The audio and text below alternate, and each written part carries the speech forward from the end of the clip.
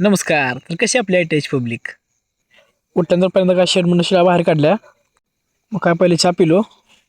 मग काय चहा पिऊन झाला आपण पहिले शास्त्री खाद्य तयार केलं. मी निघाला आपण रानामध्ये काम करण्यासाठी. सुयश काय एकदम रडत होतो खऱ्यानं, म्हणजे बोंड मोडत होता.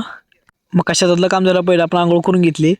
चला म्हणलं आता आंघोळ वगैरे केली आहे तर आपण गन लावून घेऊया. मग काय गन लावून घेतलं आपण टोपी वगैरे घातली म्हणून बसलो गाडीमध्ये. आणि आज आपल्या गाडीमध्ये खांब भरायची होती. काय तर थंड प्यावून आपण गाडी थांबवली आणि कोल्ड्रिंक्स आणलं. त्यातलं एक सुयशला दिलं. मग तिथे गेला गाडीचे पोल भरलं. तिथं आपण निघालो आपल्या अवेंजरकडं. मग काय अवेंजर घेतली आणि आपण निघालो आपल्या गोट फार्मवरती. शेड्यूलर आपल्या चाल दूध नव्हतं. मग काय मामाकडे जाऊन दूध आणलं आम्ही जाऊन असतो इकडे कालवा उठला होता. कमीत कमी आपण या शेळीला 2-3 महिने अगोदर चारा पाणी केलता. त्या शेळी जाणून ठेवून आपण शेळी आपल्या मागं येते. मग रात्री कपाट वेपर्स करून खाल्लं. धन्यवाद आपला पूर्ण ब्लॉग बघितल्याबद्दल. नमस्कार. तर कशी आपली टच पब्लिक उठल्यानंतर पहिल्यांदा काय शेड म्हणून शिळा बाहेर काढल्या. मग काय पहिले चहा पिलो. मग काय चहा पिऊन झाला आपण पहिले शास्त्री खाद्य तयार केलं. मी निघाला आपण रानामध्ये काम करण्यासाठी.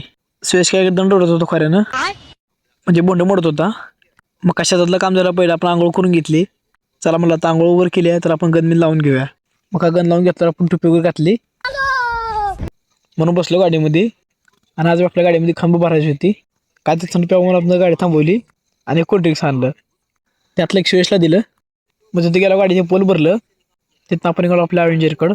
मग काय अवेंजर घेतली आणि आपण निघालो आपल्या गोट फार्मवरती. शेड्यूलर आपल्या चाल दूध नव्हतं. मग काय मामाकडे जाऊन दूध आणलं आम्ही जाऊन असतो इकडे कालवा उठला होता. कमीत कमी आपण या शेळीला 2-3 महिने अगोदर चारा पाणी केलता. त्या शेळी जाणून ठेवून आपण शेळी आपल्या मागं येते. मग रात्री कपाट वेपर्स करून खाल्लं. धन्यवाद आपला पूर्ण ब्लॉग बघितल्याबद्दल.